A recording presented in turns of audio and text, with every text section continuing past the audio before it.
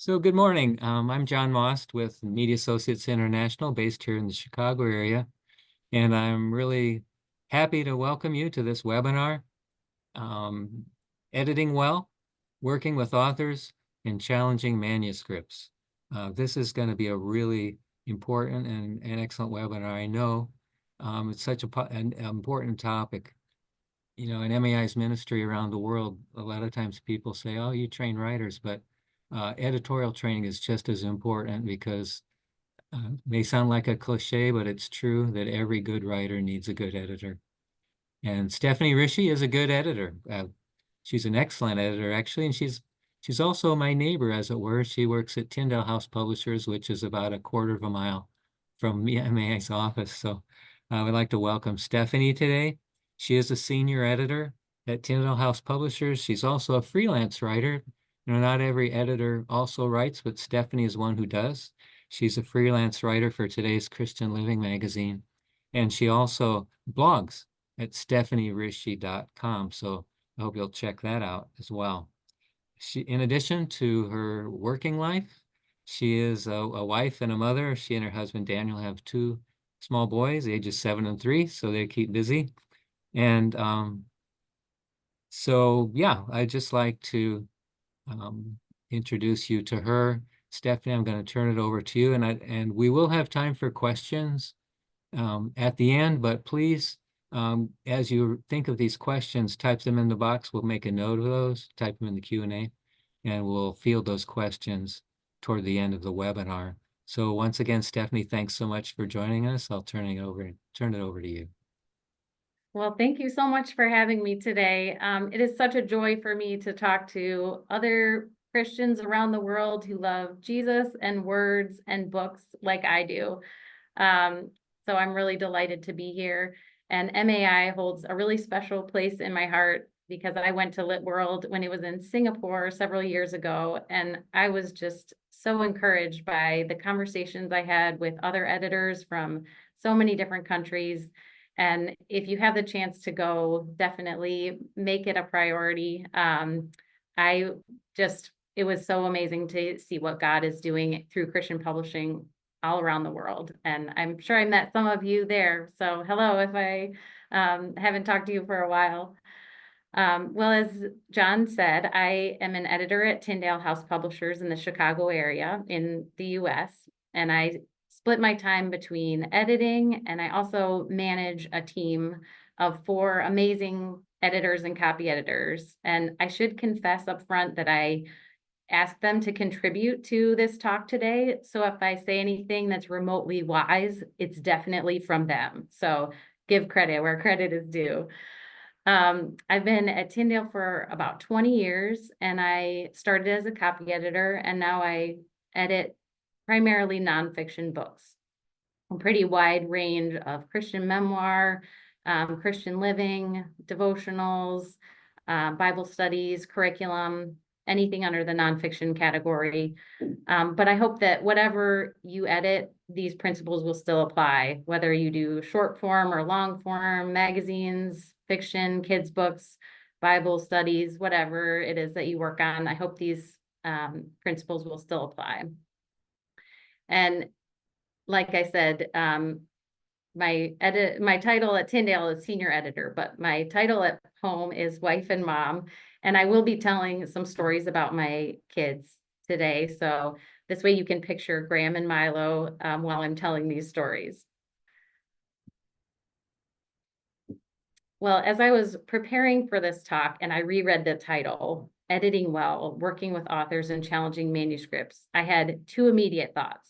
The first one was, what have I gotten myself into? And the second one was, I think they have the wrong person, because this topic is such a broad topic. I feel like we could sit down for a week and talk about this for a week and not get to the bottom of it. And also, I confess that I am not an expert at this. I feel like I am still learning and I have not mastered this. And I think that in a way that is the beauty and the challenge of editing, is that it always feels new.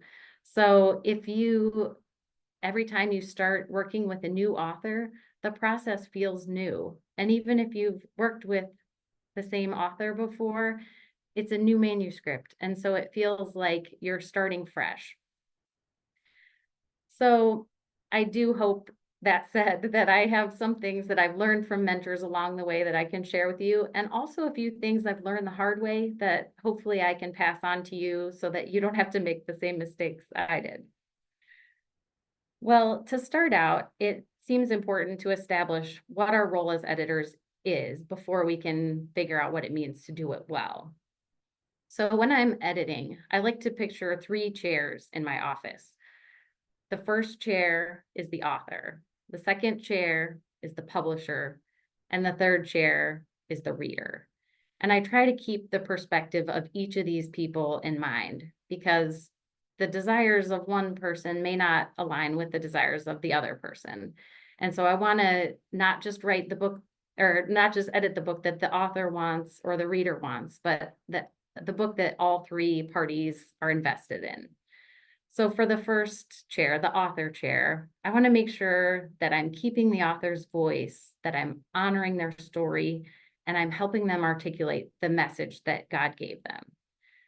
And for the publisher's chair, I want to make sure that this is the book the publisher actually acquired, the one that they agreed to publish, and that it aligns with the values and standards that the publishing house has. And finally, I want to be kind of a test audience for the reader and communicate to the author, this is how this paragraph or this chapter is landing for various audiences. So one thing you might notice about these roles is that they're all relational. Editing might be done in isolation, but it's really not an isolated work. Good editing involves having strong relationships with all 3 of those parties, a good relationship with the publisher, a good relationship with the author, and kind of a theoretical good relationship with the reader, since you may not know exactly who it is, but you're still having their interests and their priorities in mind. So when people outside the industry think about what we do as editors, they probably think about the grammar rules, and maybe if they think higher level, how well we get ideas wrangled into the right order and shape. And that is important. But if we can't convince our authors that their manuscript needs to be changed, the technical skills we have don't really matter that much. So what if you are feeling stuck with a manuscript or an author right now? If you're feeling that way today, I am here to tell you this: you are not alone.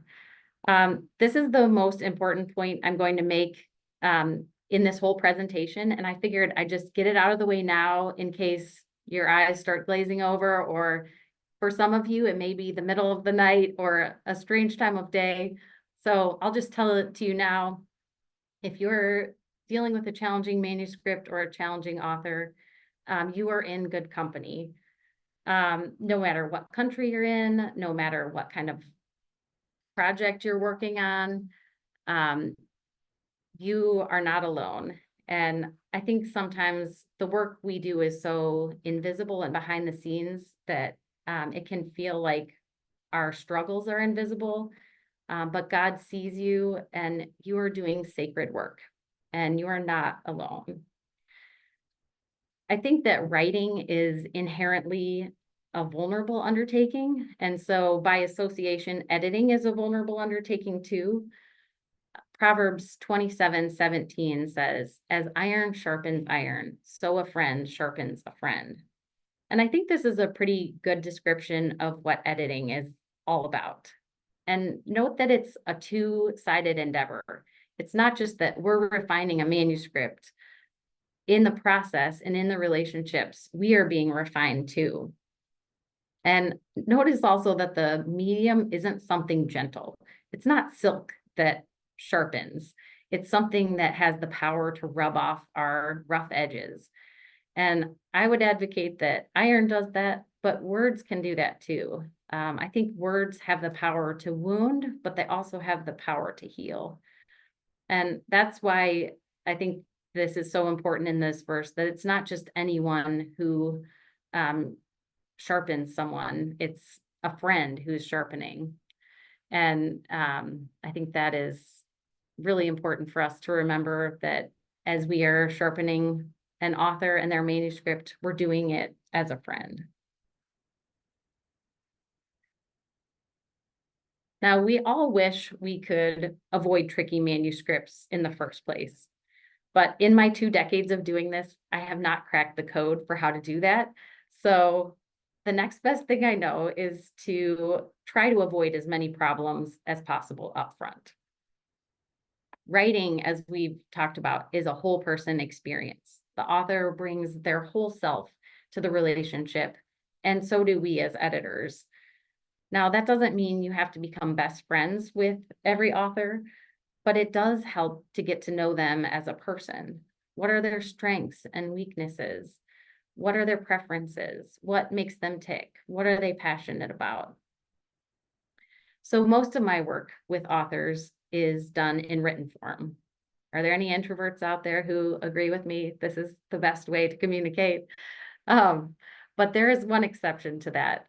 When I first start working with an author, I really like to have a Zoom call with them, or a phone call, or some way to connect with them that feels like we're able to build a little more rapport before we begin the edits. And I usually try to begin these phone calls with something I genuinely appreciate about their manuscript or their ministry, just to build that trust and that foundation for the relationship. That way we have something to base our edits on, not just the first time I meet them say, you need to rewrite this whole chapter, or it looks like we need to completely reorganize your manuscript. It helps to have a foundation of some common good that we have talked about before we jump into hard conversations. So before I begin the edits on a project, I try to ask the author a few key questions. If they've been edited before, it helps me to know what are things that went well in that editing process. What were some things that were tricky or difficult? And that way we can kind of address those before we repeat the same things that were difficult for them in the past. I also like to ask the author their vision for the project and their goals. What would success look like? What do they hope God will do through this book? What do they want to accomplish through this? And I also ask them who they see as the intended audience. And some of this may seem obvious to you as the editor at first, but it helps to really have an explicit conversation with the author about this, because if you and the author have different underlying assumptions, you'll keep bumping up against those throughout the editing process. And also, it's kind of a unifying call throughout the edits. If you feel like things are veering off in another direction, you can return to that vision that you talked about at the beginning to make sure you're both on the same page. And before I begin editing, I like to send the author an editorial plan with bigger picture changes I'm recommending, kind of a roadmap to make sure we're both headed in the same direction. And this ensures that the author is on board and there aren't surprises later.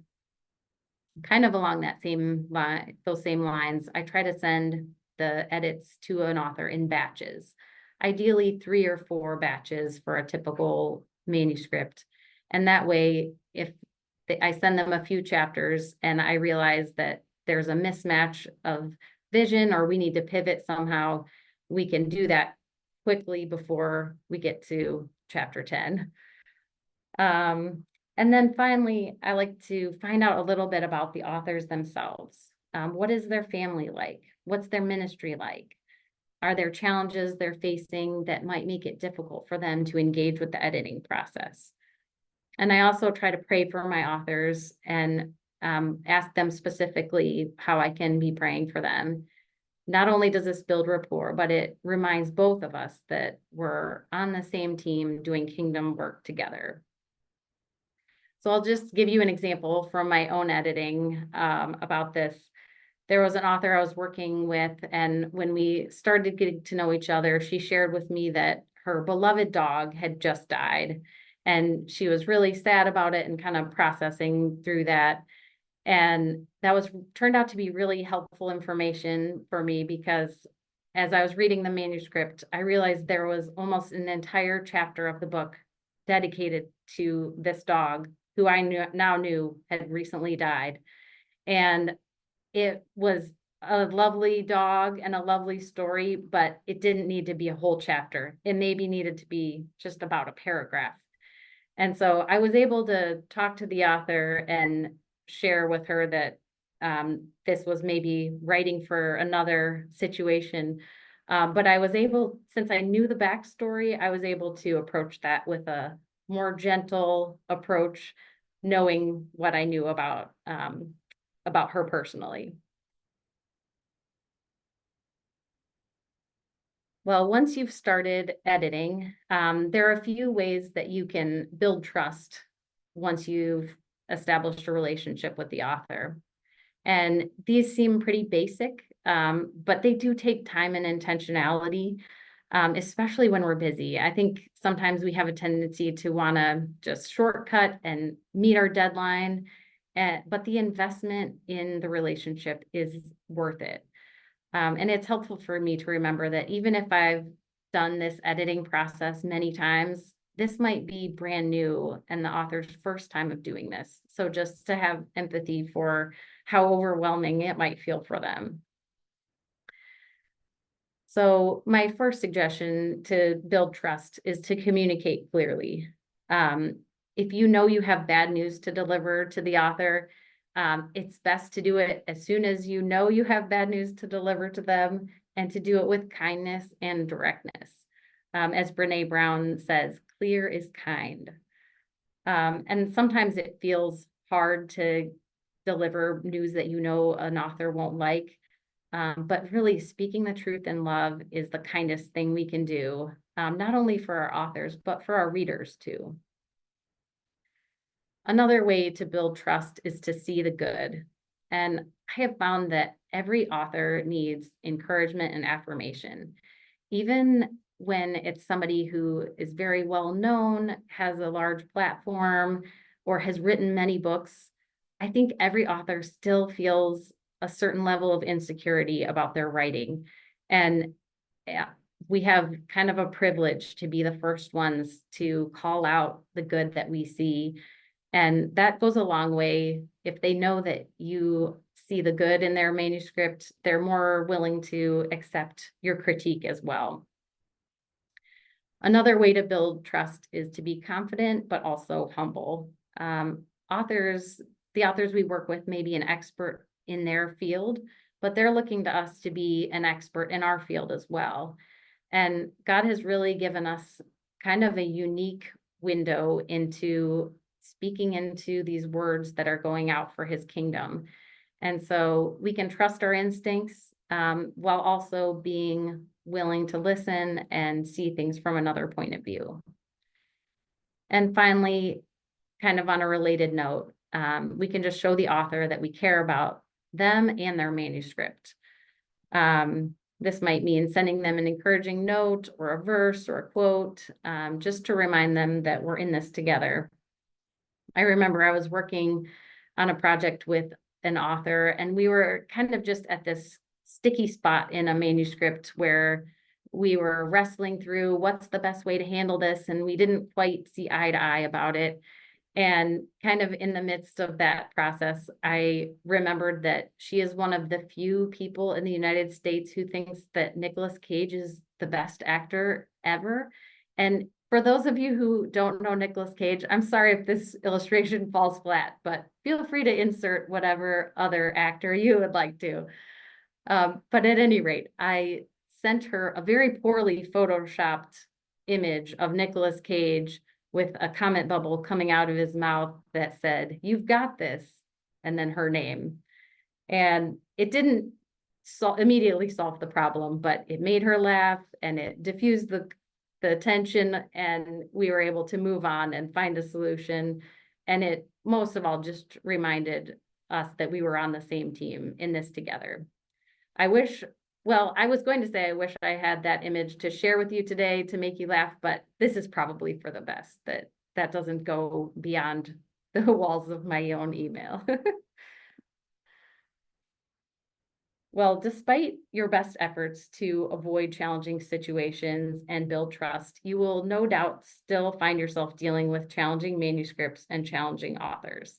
So, what should you do then? I've created this very basic chart that reflects the kinds of challenges you might encounter in editing. And as you can tell, I'm not a designer. I stick with words, but you get the idea. So for the purposes of this talk, I'm talking about challenging manuscripts and challenging authors, and I'm using these terms pretty loosely. A challenging manuscript might be because of the subject matter that's being addressed, or the manuscript needs improvement.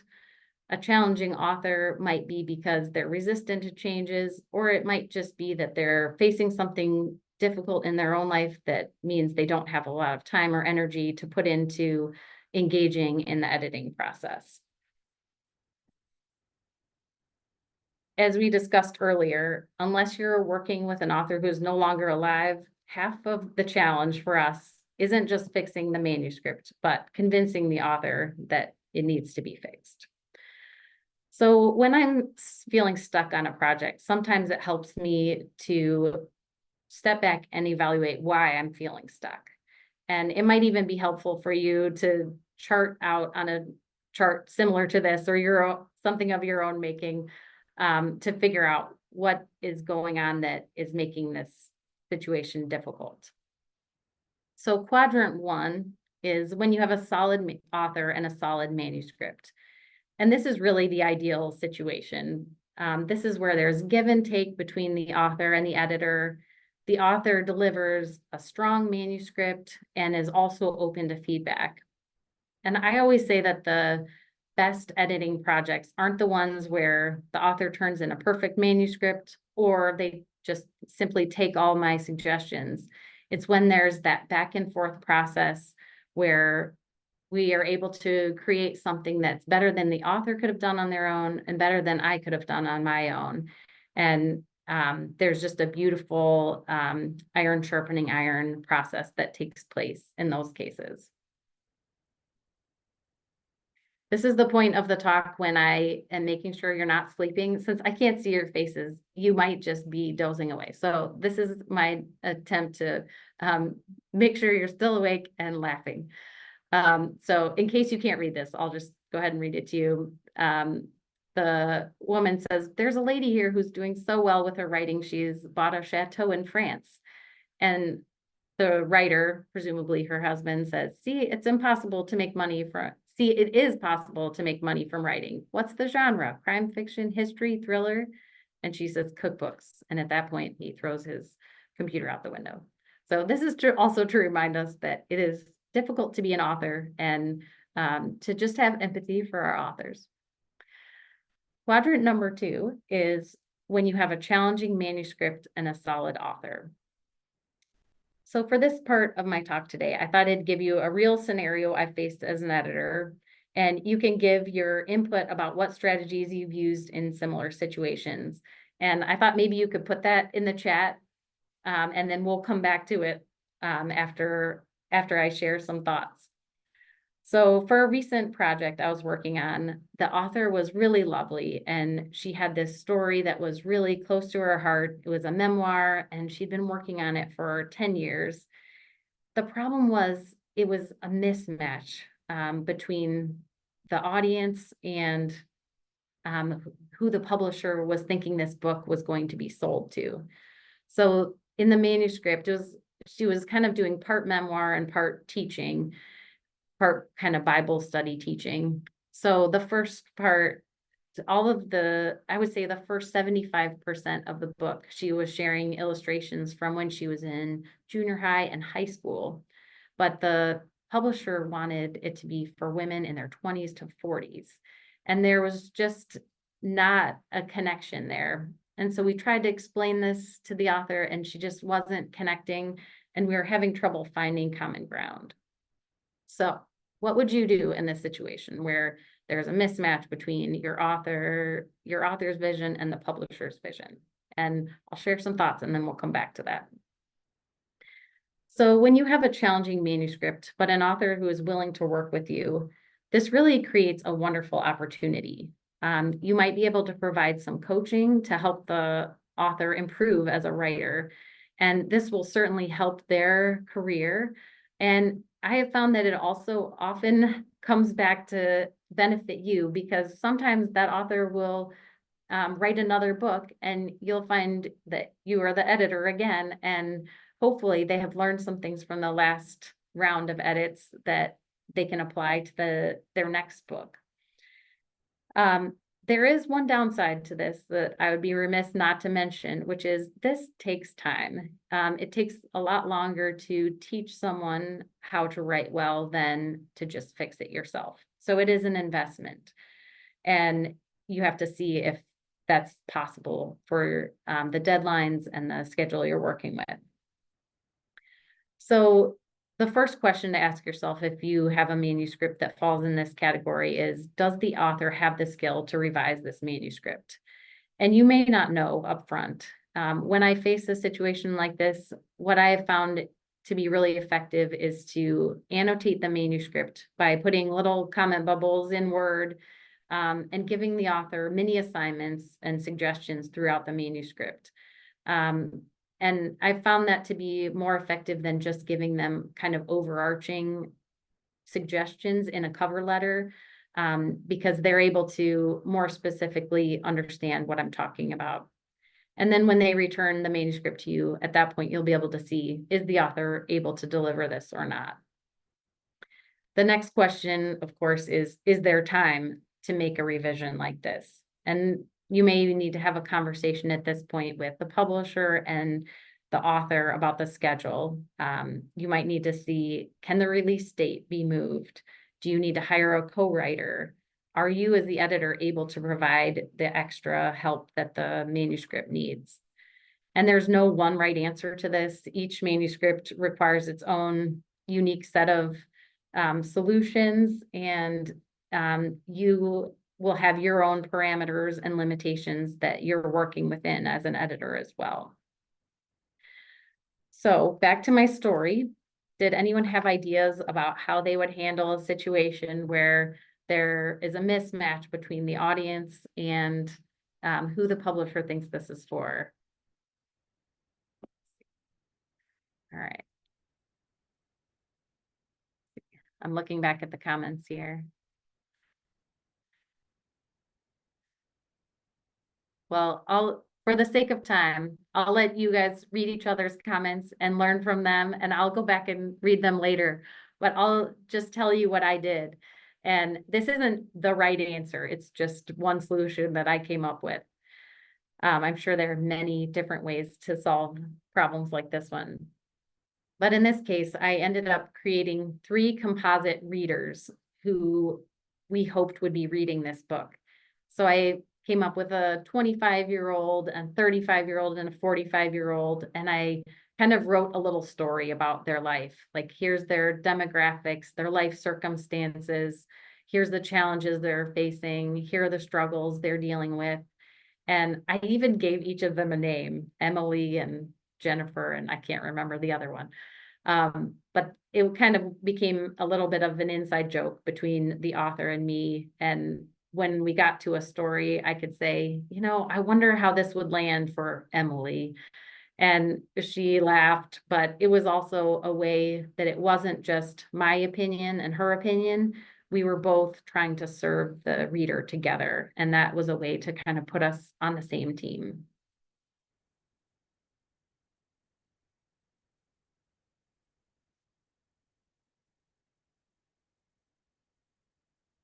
Speaking of an audience mismatch, this is what would happen if War and Peace became a board book. Quadrant 3, this is when you have a challenging author and a solid manuscript. A few years ago, I was working on a book by a well-known author, and she was an excellent writer, and the book was good. But the opening chapter was, I'm trying to think of a nice word for it. It was boring. She had done so much research for this book, and it was really good research for her to have kind of in the back of her head and as foundation for this topic. But she wasn't able to step back and see that for the reader, this was too much backstory and too much that wasn't related to their lives. And my fear was that the reader would put the book down and not get past chapter 1. So if that was your scenario, what would you do in this situation? If you have an author who just can't see that chapter 1 is boring, how do you handle it? And again, we'll come back to this later. So in a situation where you have a challenging author and a solid manuscript, more of your time may be spent in the form of relational effort rather than strictly editing. And for people who are deadline oriented and like to check things off their to-do list, this may not feel very productive, but it is a really important investment, just as important as the technical side of things. So if you find yourself in a situation like this, one suggestion is, first of all, to right-size the problem. If you and an author are at an impasse, it's helpful to take a step back and see what's at stake here. Is this just a matter of preference? Is it about clarity? Is it something potentially slanderous? Is it something that could mislead people spiritually? And this is really a subjective area that requires a lot of discernment and humility and courage too. So with my apologies to the serenity prayer, this is my version of the editor's prayer. God, give me the wisdom to know what needs to change, the courage to change the things I can, and the supernatural ability to blink when I need to. So in other words, there are some battles that are just not worth fighting. The next suggestion when you're in a situation like this is to write sample text for the author to respond to. I've found that sometimes an author seems resistant to changes, but it might just be that they don't exactly know what you're asking for, or they may be out of inspiration and weary from the process of writing.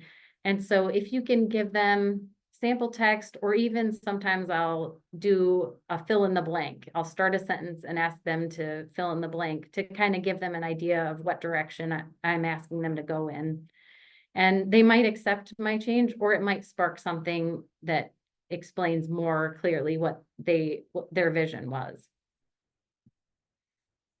Another suggestion is to skip the tricky part and come back to it later. Sometimes an author feels like they've gotten to the finish line when they hand in their manuscript, and then when you give them feedback and they realize, oh, I'm not finished, it can be hard to change gears and realize they still have work to do.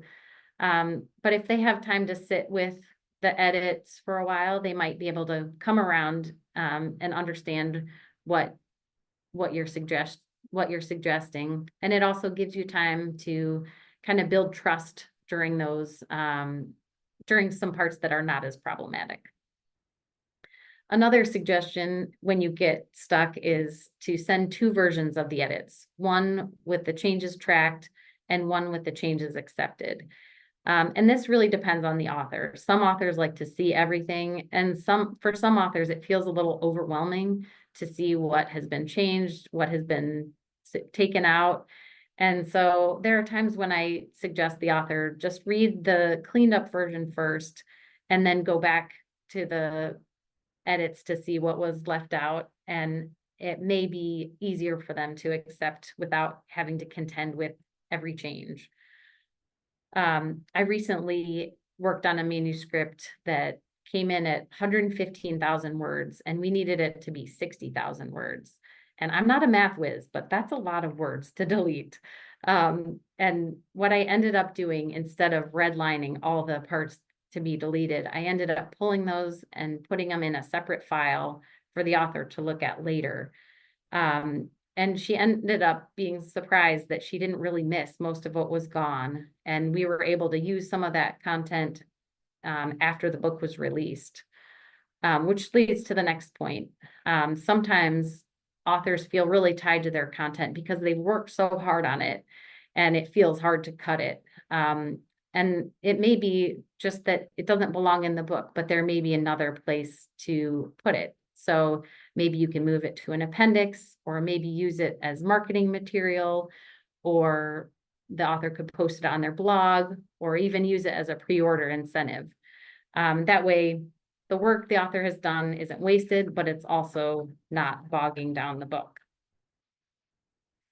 So back to my story. How would you handle a situation like this where the author wants to keep their boring chapter? It looks like some people have some really good suggestions here.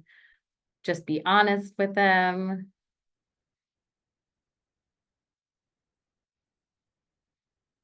Good suggestions.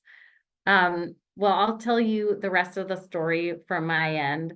I had just come back to work after maternity leave, and I had a newborn and a toddler, and it was a season of my life when I just felt like every moment was accounted for, and I was squeezing every minute I could out of each day. And it was during this time when the author and I were not seeing eye to eye about the beginning of the book that I felt what I can only describe as a Holy Spirit prompting that I needed to pray for this book specifically and this author specifically before I even opened my computer each morning. And I would like to tell you, I said to God immediately, that's a great idea. I should do that. But I took a lot more convincing, and I balked at the idea and just felt like I didn't have margin to do one more thing. But finally, I agreed and spent the next couple of weeks every morning just praying for this author and praying for the manuscript. And I really believed it was a book that could have a big impact for the kingdom. And I didn't want something to stand in the way of that. Well, out of the blue, one morning after a couple of weeks of doing this, I got a phone call from the author, and she said, "You won't believe this. The strangest thing happened. I was reading a novel, and the beginning was just so boring that I put it down, and I don't think I will ever finish it. And it suddenly occurred to me, this is what Stephanie has been trying to tell me all this time." And we were able to come up with a way to start the book in a place where readers could connect with it. And I'm not guaranteeing these results. This doesn't happen every time. But it was a really powerful reminder to me that it's not just up to us to say the perfect thing or convince people the right way, because God is at work in our authors and he's at work in us, and he has better convincing powers than I do.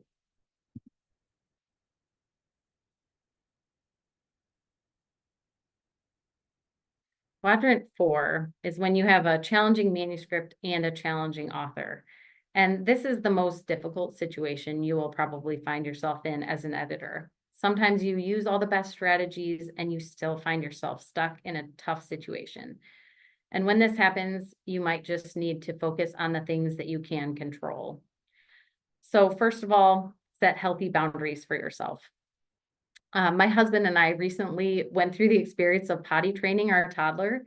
I promise this will come around, by the way. And I read a book about how to do this well, of course, because I'm an editor. So I found a book about it. And the first entire chapter was about getting your own mindset in the right place before you start potty training. And I admit I was a little disappointed. I thought, no, just give me the formula, give me the 3 steps so I can figure this out. But it's really true. You really can't make anyone else do something, whether it's an author who feels very strongly about their manuscript, or it's a toddler who is a little bit stubborn. But the thing you can control is putting yourself in the right mindset, no matter what comes your way. I also realized, John, I just compared my authors to potty training toddlers, so maybe we can scratch that from the recording somehow later. Next, let's just move on. Next, get backup if needed. So even if you and the author are both doing important kingdom work together, it doesn't justify mistreatment. So if you are in a spot where an author is not treating you right, I encourage you to talk to someone who has more authority in this situation than you do, whether that's your supervisor or a board of directors or a spiritual leader. And this isn't just for your own sake, it's also for the author's sake and for other people the author may work with now or in the future. And I've also found it helpful to have a confidant who is trustworthy and godly, that you can share what's happening with someone so that you're not bearing that load by yourself. Kind of related to that is to take care of yourself. For me, it helps to take a walk or spend time in nature or spend time with people I love and do things that refresh me. And for me, my kids are my stopwatch. They're not impressed by what authors I work with or what deadlines I'm up against. They just want me to play Legos with them and take them to the playground. And I think this balance is really helpful. And whether you have kids in your home or not, I encourage you to put things in your life that give you balance so that work is not your only focus.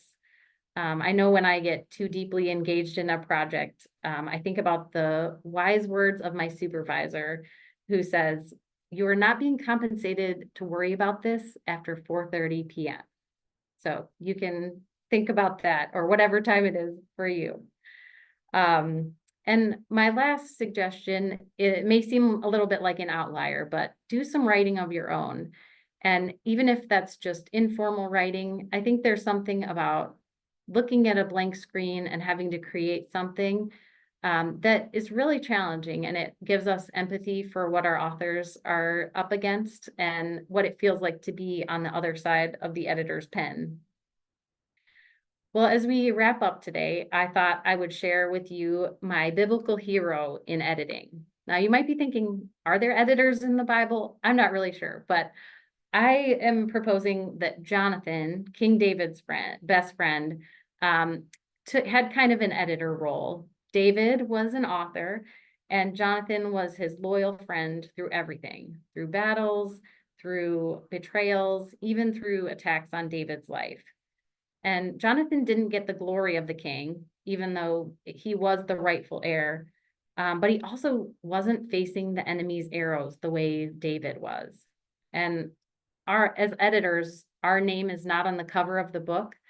We are working quietly behind the scenes, but we also don't feel the criticism and head-on challenges that our authors often face. And so I think we have a really unique gift to offer our authors. We can offer them our loyalty, our support, our encouragement, and most of all, our iron sharpening iron friendship as they are on the front lines. So may the Lord bless you today as you are someone's Jonathan. And I have a prayer to say for you, but maybe I'll do questions and then say a prayer for you after that, if that's okay, John. Sure, that'd be great. Stephanie, do you want to leave your screen up as it is, or would like people to see Oh, you? sure. I'll stop sharing here.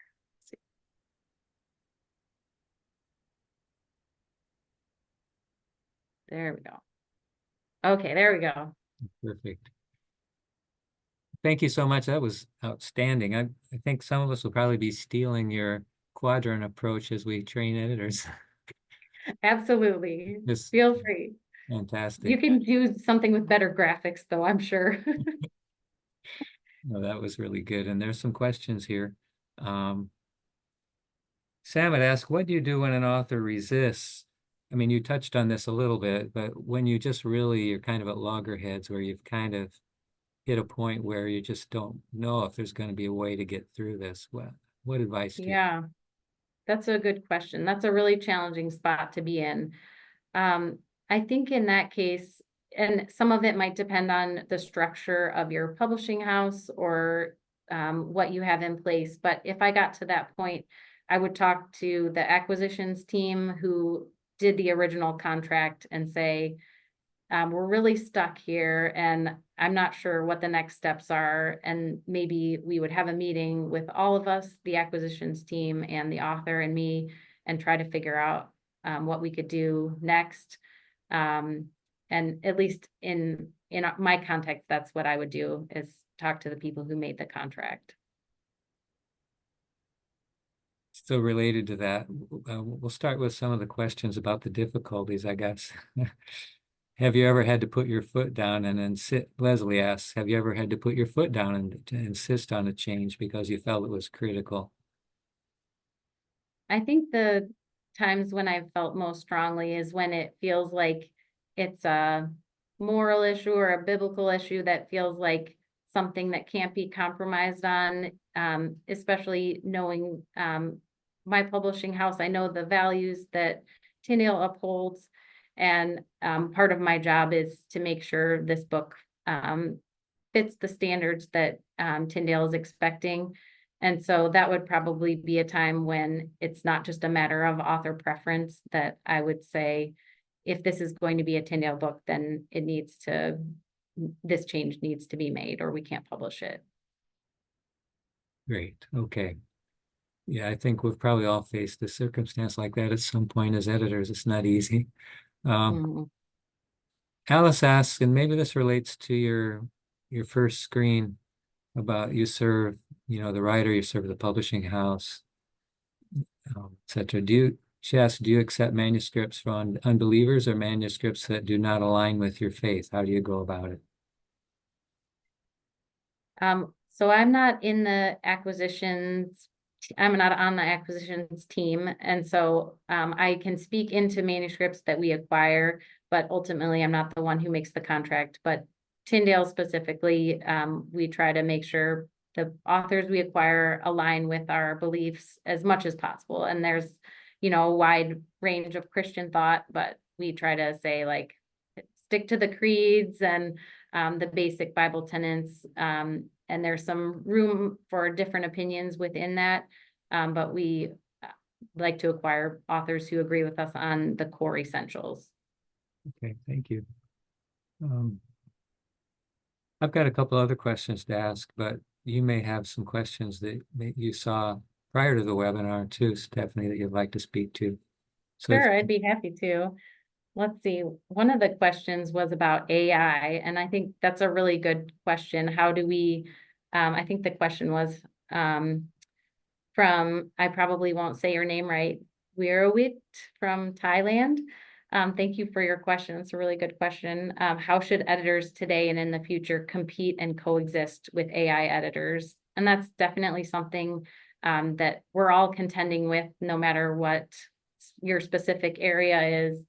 And I would say, I don't feel worried that AI is going to take over editors' jobs. As we talked about so much today, there's such a relational element working with the authors, and also readers themselves aren't robots, and God has created us with a heart and mind and soul and body.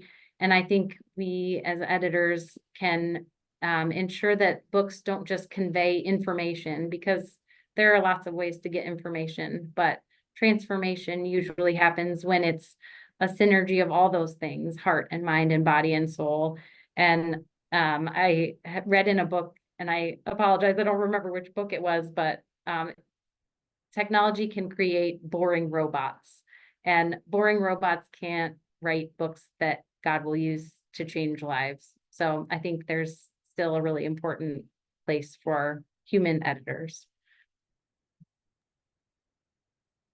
Let's see. I have some other questions. Joel from Kenya says, what's the difference between editing an article and editing a book? And that's a really good question too.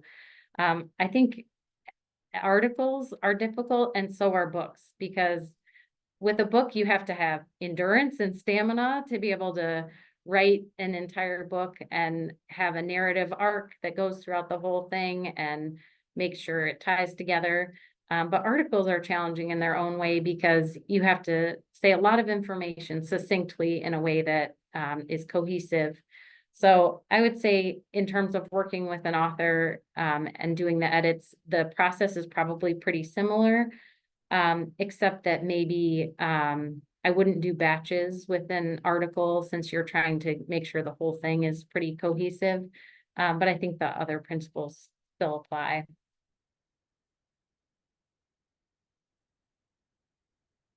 I also got a manuscript about, or a question about, what happens after a manuscript gets approved for publication, and how many editors does Tyndale have?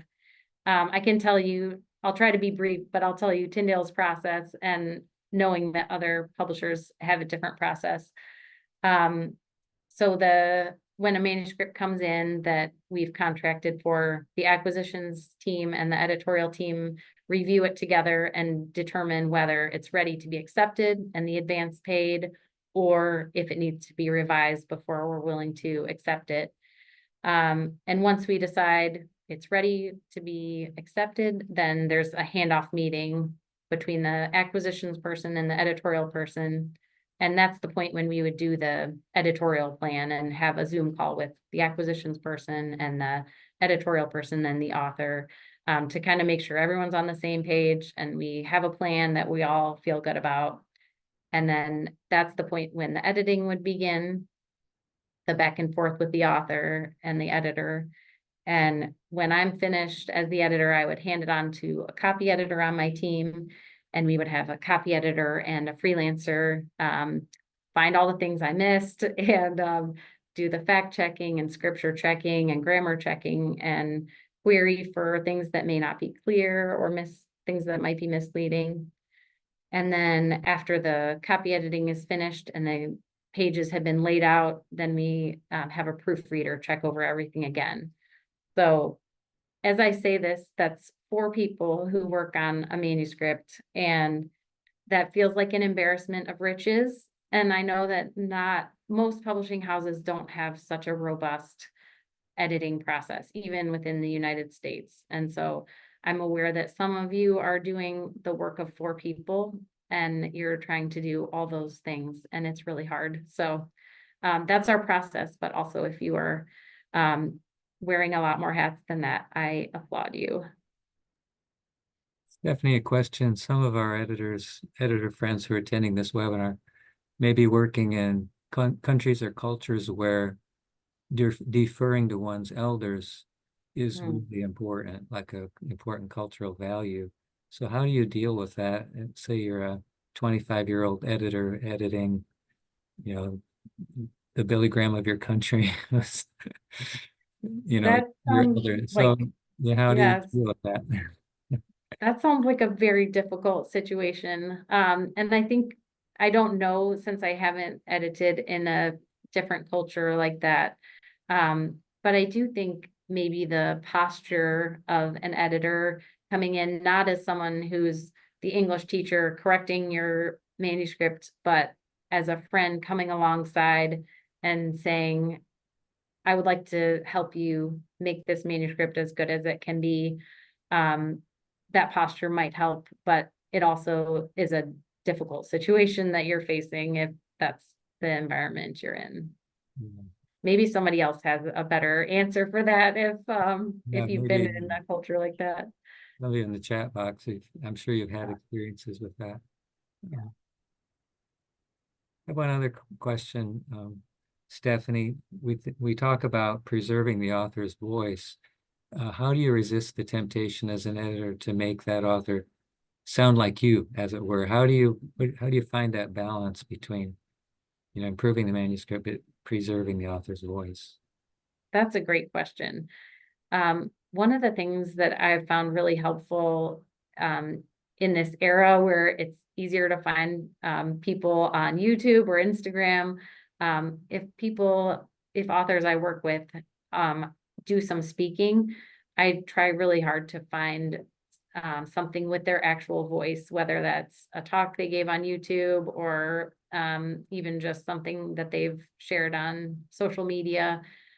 So I can kind of get their voice in my head before I start editing.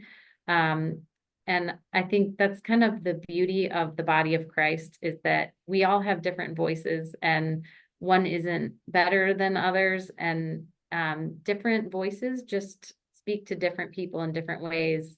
And even as we read the Bible, the Gospels are telling the same stories, but they sound different and they feel different because the different voices that are sharing those. And so I think just recognizing the value of different voices and honoring those voices is more important than it sounding right or the best it can be necessarily. Yeah, thank you. That's great. We have about 5 or 6 minutes left. If this is kind of the last call for questions, if you'd like to put your question in the Q&A down below there. I think there were a couple of questions we haven't addressed. This is an interesting question, Stephanie. What to do if an author just says, you do it, basically. That's it. Kind of I the wish I could say that's never happened to me, but that has happened before. It feels like there's sometimes two extremes. You know, you have some authors who don't want to change anything and they want to just leave it how it is. And then there are some authors who say, sure, go ahead. You can just fix it how it needs to be fixed. And neither is my favorite. I really like that middle space where there's back and forth. But when an author tries to defer to me, I think it's hard to capture the author's voice as authentically as we could if the author were more engaged.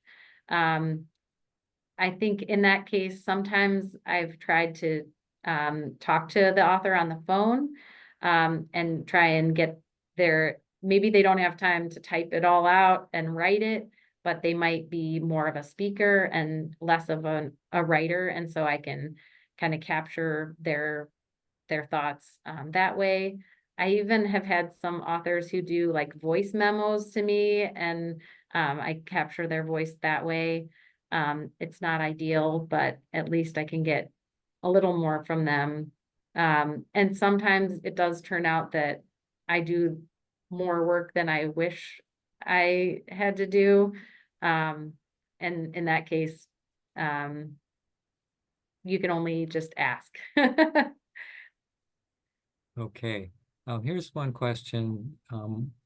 What would you happen to have any encouragement for an editor who is feeling insecure, as an insecure person who ends up doubting herself as an editor as well? What would you say to that? I would say a couple of things. One is if you're feeling insecure as an editor, your author is probably feeling even more insecure than you are. So that might give you a little boost of confidence.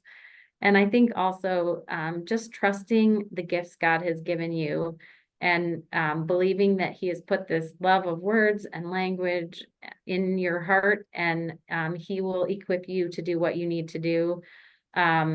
And He doesn't usually give you enough for the whole project all at once. He usually gives you enough for today, and then tomorrow He'll give you enough for tomorrow. But I think there was another question that I think I didn't answer, but someone asked, I want to improve my editing. How can I do that? And I think, you know, there are some courses you can take, but the instinct of an editor is really the most important thing you have, that isn't necessarily something that you can be trained to do. And I think as you're reading published books, if it's a good book, be an active reader and an intentional reader and figure out, okay, this is good. Why is this working? This is connecting with me emotionally. What is the author doing that is making it connect with me? And on the flip side, when you're reading a book that's poorly written, evaluate what's not working. Like, why are you bored? Why are you confused? And just as you're reading, that's kind of the best training for editing and just honing your skills by being an active reader. Thank you, Stephanie. That's really important because a lot of our editor friends around the world work largely alone. They don't have peers. They're not in an office situation with other editors. So thank you for sharing ideas on how we can continue to grow, even when we're in many ways largely alone in that process. If you have any further thoughts on how we can continue to grow as editors, even if we've got years of experience, how we can continue to grow. Yeah, and I think these sessions with MAI is just a wonderful opportunity to know that you're not the only person struggling with these things, and just connecting with other editors around the world who are doing similar work and facing some of the same challenges you are. There's a lot more opportunities online to get information and encouragement than there used to be. Well, thank you, Stephanie. I think we're all ready to sign up to ask you to be our editor. So maybe you'll get Sounds great. we'll hope we're not a challenging manuscript and a challenging author. I'm sure you wouldn't be. No, this was really outstanding. I appreciate that. And as we get ready to close, Stephanie mentioned at the outset that she was at Lit World in Singapore, and we just loved having her there as a trainer and a speaker. And I would be remiss if I didn't encourage you that Lit World 2024 in Puebla, Mexico is fast approaching, November 3 to 8. So there's still time to register at maiglobal.org. You may be thinking, well, I'm pretty busy. It's going to cost me some money, but I truly believe, I'm biased, but I truly believe it's an invaluable investment in your development as a Christian writer, publisher, or editor. So if you have any questions about that, let us know. We'd love to have you with us in Mexico. And Stephanie, thank you again for just an outstanding presentation. A lot to think about. Yeah. So Do you mind if I say a prayer you before do we that. go? That Okay. would be great. Sorry to cut you off there. This is from a book called Every Moment Holy, and they have liturgies for kind of ordinary situations you might be facing. So this one is called a liturgy before beginning a book, and it's technically for reading, but I've taken the liberty to change it to editing because I think it still applies. Author of life and author of my life, as I begin the editing of this book, give me a sensitivity to listen, not just to the story told, but to the responses of my own heart to what I encounter on these pages. Amen. Amen. Thank you again, Stephanie. You editors out there, what you're doing is super important. Don't give up. Keep on plugging, and God will use it greatly. So thank you, and we'll look forward to seeing you at the next webinar. Thanks again, Stephanie. Thanks, everyone.